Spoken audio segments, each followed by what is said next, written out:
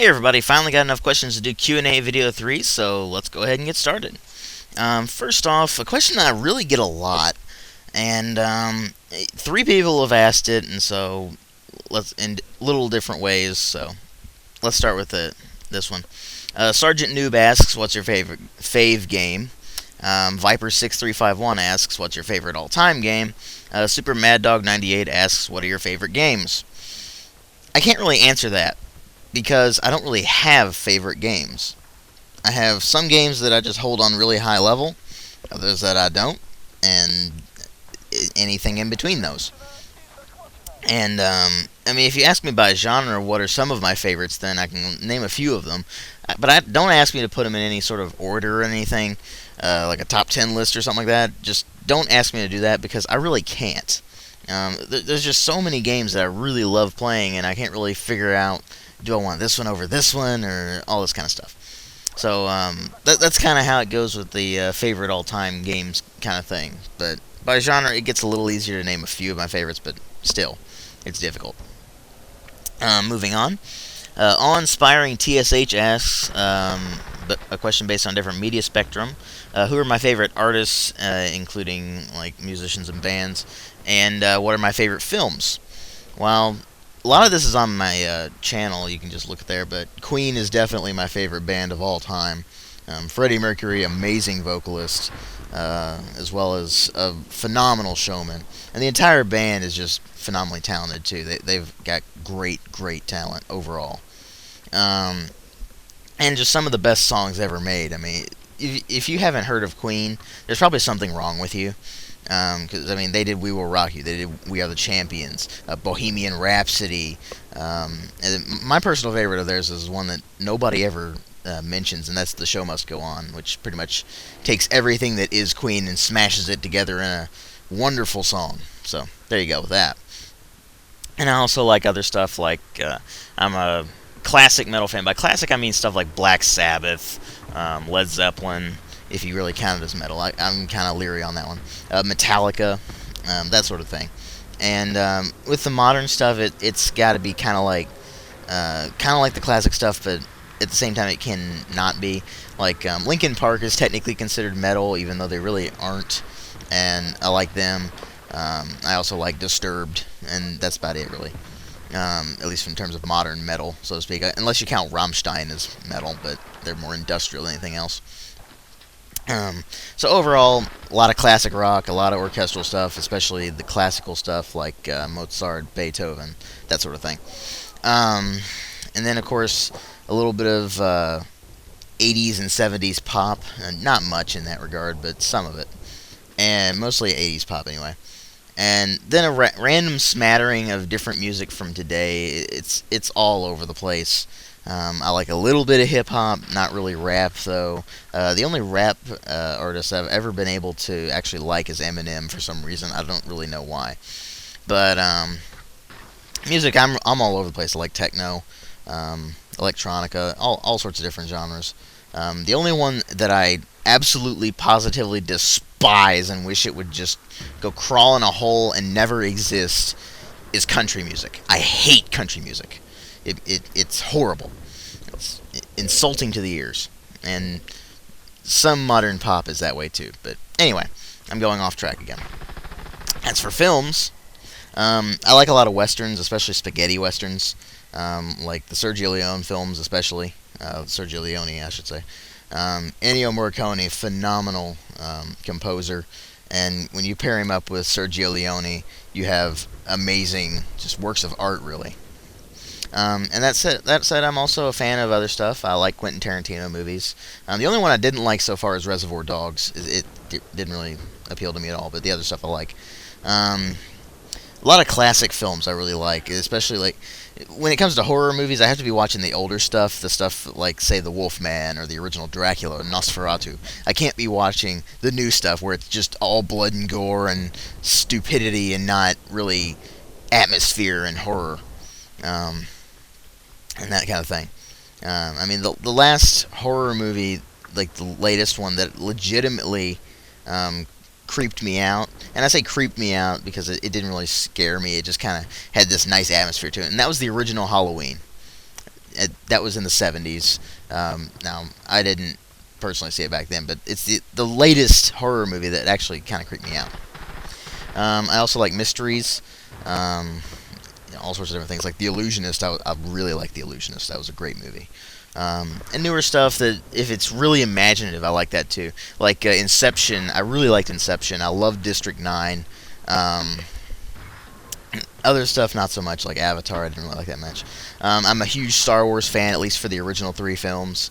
The new ones, I don't like at all. Episode 3 was but the other 2 were god-awful, especially the first one. Oh, God, they're horrible. I'm a huge Indiana Jones fan, even bigger than I am a Star Wars fan, really. And yes, Kingdom of the Crystal Skull was kind of bleh. It wasn't terrible. It wasn't as bad as the Star Wars prequels, but it was pretty bad. And of course, I'm a random smattering of other movies as well. All sorts of different things that you probably wouldn't expect me to watch. You'd be amazed at the kind of stuff I watch. At least it'd be like, wait, he watched that? Why? Because I get really bored really easily and just end up watching a bunch of movies, and when they're on TV and stuff, it's like, okay, that's kind of random. But sci-fi, fantasy movies, action adventures, action films, stuff like Rambo and the Predators and that sort of thing. All sorts of different stuff in the movies regard. And I'm going to go ahead and include authors as well. I'm a big fan of Piers Anthony, actually. Nobody's ever seemed to heard of Piers Anthony, but he's a phenomenal writer. You should check him out. I also like Tom Clancy and Harry Potter, but I really don't read that much anymore. I used to read a lot, but not anymore. I don't know why, but anyway. But that's kind of how it is with artists. As far as like visual arts go, I like the styles used in anime and manga. Anime and manga are not a style in themselves; they're just a medium. But the styles that artists use in those, I'm a fan of those, and I kind of draw like that, only not really. It's a weird mix of all sorts of different things, and it looks awful.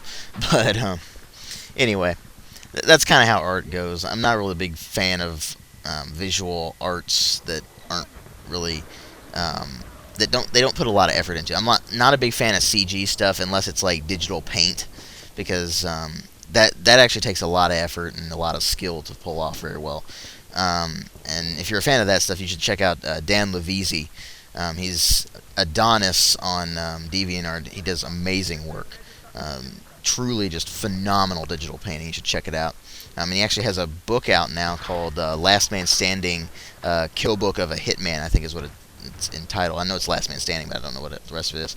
And it's basically this really interesting compilation of artwork and storyline and everything. It's really interesting. But the artwork is just amazing. And I've gone rambling again. So let's keep going. Clotoe asks, what's your favorite RPG series? If I had to choose one, it would be Baldur's Gate. But at the same time, there's a lot of RPGs I really like that don't really get series. Like, I really liked Planescape Torment. I loved Arcanum of Steamworks and Magic Obscure. That never got a sequel, even though they originally planned one. Well, at least they threw around the idea. They never really got to do it because Troika shut down. But anyway, I'm a big fan of like stuff that's not necessarily in a series, though.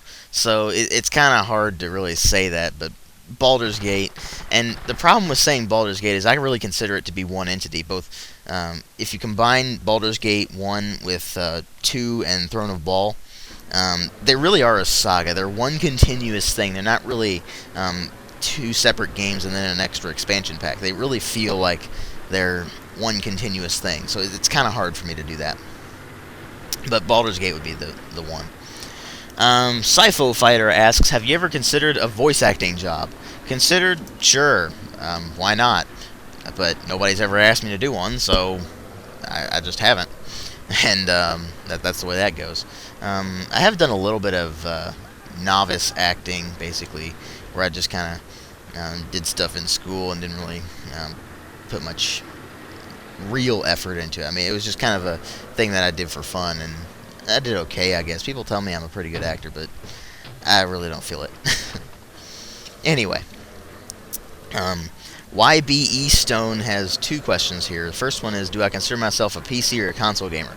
Well, look at my channel. Most of the videos are PC games. Does that say something? Yeah, I do consider myself a PC gamer primarily. Older consoles, sure. But the newer stuff, no, I really don't play newer console games at all. I mean, if I do play them, it's the stuff that I can't get on PC at all. So there you go. And then his second question, or his or her, I don't know. But the second question is, do you think console games hold back the graphical potential of PC games? Absolutely. How many games do you see where they have DirectX 11 capability, but it's really not used because they just didn't put much effort into the PC version, because they knew it wasn't going to sell as well. You don't really see people upgrading their PCs that much anymore just because there's really no point in it. Graphics capabilities really haven't advanced beyond what the consoles of this generation are capable of. So there's really no need to upgrade your PC or upgrade the graphics or anything. DirectX 11 is really a gimmick anymore. I mean, it's got tessellation, but that really doesn't look all that good until you really put a lot of tessellation in there and really mess with the settings. But then you get horrible performance because they don't really optimize it for anything and that kind of thing. So yeah, consoles do hold back the graphical potential of PC games to an extent. Once the PCs surpass what the consoles are capable of, yes. Like our hardware, once that surpasses what the consoles are capable of, yes, they're holding them back. But until then, it's kind of a off-kilter thing. It's kind of hard to tell. MJ1284 asks, what inspired you to do LPing Let's Plays? And who are my favorite Let's Players on YouTube and or Let's Play Archive? First off, I didn't even know Let's Play Archive existed, so I'm going to completely disregard that part. But as for YouTube, the guys who inspired me to do Let's Plays are primarily Kakaskia, Necroscope86, and at the time he was Retro Juegos Chile. I don't know if he's still doing videos or not. I haven't really checked in a long time. But he basically did commentaries over gameplay footage, and that was about it. But he still called it Let's Playing, and that was fun. And it was all really retro games and retro mods for games and stuff like that. It was really cool stuff. Kakaskia is hilarious. He is English, I believe. I know he's British, but I'm not exactly sure where in Britain. But I'm pretty sure he's English. And basically, he does Let's Plays of a very vast array of games and makes them absolutely hilarious. I mean, this guy made Crazy Bus awesome, just to give you an idea here. That, and he did a Let's Play of one of my great classic games, and that was Stone Keep. That's a really underrated game, to be honest with you. And he did a great Let's Play of that, so you should definitely check out Kakaskia. Kikoskia. And then there's Necroscope86, who does... His style's more of a walkthrough. He's got a very dry sense of humor, compared to Kakaskia especially. I mean, Kakaskia is just silly, in general, and that's what makes him awesome. But Necroscope is more like a wit kind of thing going on. He's got a very dry delivery, and that's what I like about him. I just love British humor and that sort of thing. And he does Let's Plays of all sorts of different things. Right now he's doing a Let's Play of Final Fantasy VII and Fallout 3, actually. He just did ones for the first two Eye of the Beholder games as well. So he goes all over the place. And he does some great Let's Plays as well.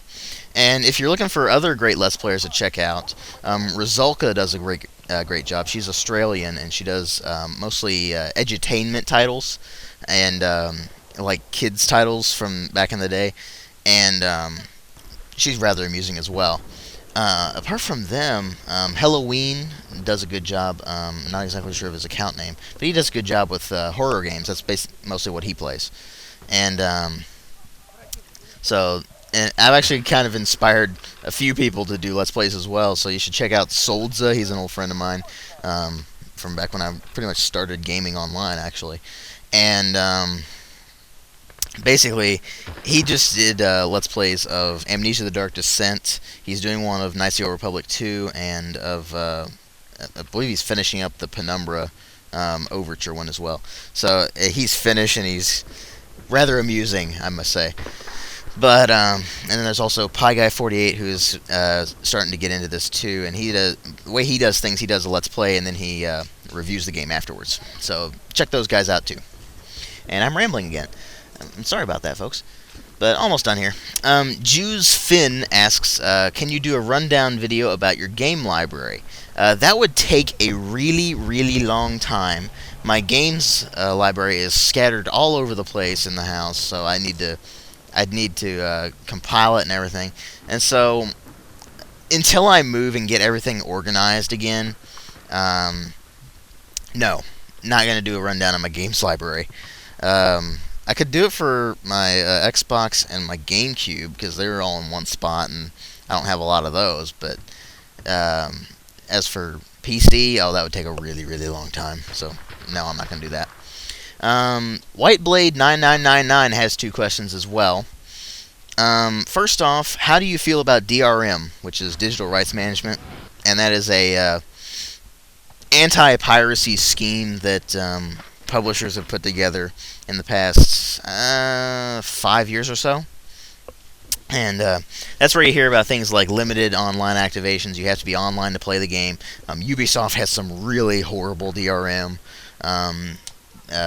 EA had some horrible secure ROM DRM back in the day. They've gotten a little better about that, but not much better. And it's caused all sorts of controversy. I hate DRM personally. The kind that I like, or at least I can tolerate, the kind that I like is the old kind where it was just kind of a puzzle in the game, and you had to really like consult the manual or something to get past it and everything. And that was fine by me. Disc checks, where you just put in the disc to play the game, I'm perfectly fine with that, as long as the disc doesn't break or something like that. That gets really annoying, by the way, if that ever happens. And so when you talk about some DRM, that's why I'm a big supporter of GOG.com. They are DRM free, so even the newer games they have, which actually have DRM in them, in other methods of procuring the game, they don't have DRM on there. So I just love GOG's stuff. They do great jobs with everything.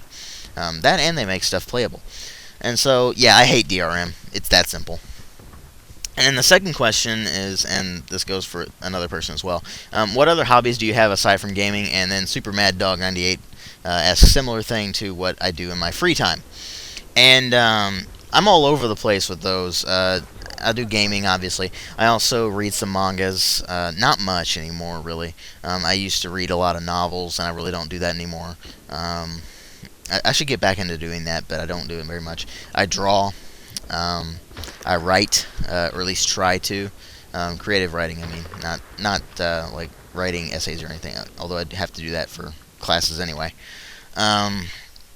But most of my time is spent at university, because I'm a full-time university student right now. And so what I end up doing is a lot of gaming, a lot of watching videos on YouTube, a lot of just kind of nothing, really. I just kind of sit around and do nothing all day. But I try to write, and I'm trying to actually program a role-playing game engine. I'm having trouble with it, but I'm viewing it as a challenge for my programming, because I'm studying computer science right now, and I need to learn programming in as many forms as I possibly can. So I do spend some time programming as well. Nothing particularly fancy yet, but still working on it.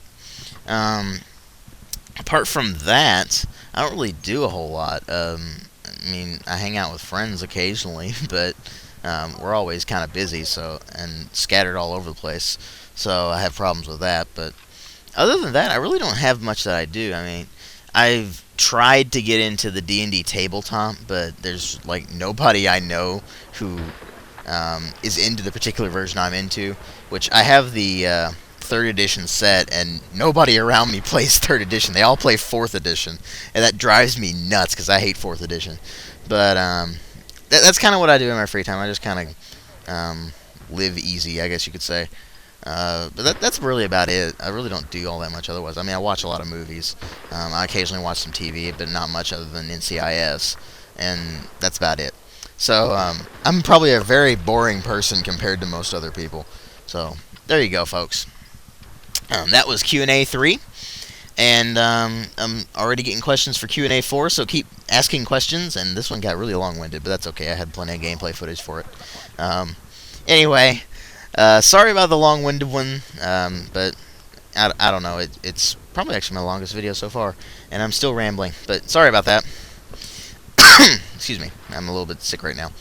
And anyway, that was Q&A 3. Q&A 4 will be along as soon as I get enough questions for it. So keep asking questions. Doesn't really matter what they're about. I'll answer pretty much anything. And if you ask an amusing question, don't really expect it to be in a Q&A video, even if I am amused by it. Just don't expect it in there, just because, well, a lot of people actually have legitimate questions and stuff. But anyway, there you go, folks. And keep asking questions, and you've been kind of bad about that ever since the last Q&A video. So ask more questions, people, and I'll catch you in later videos.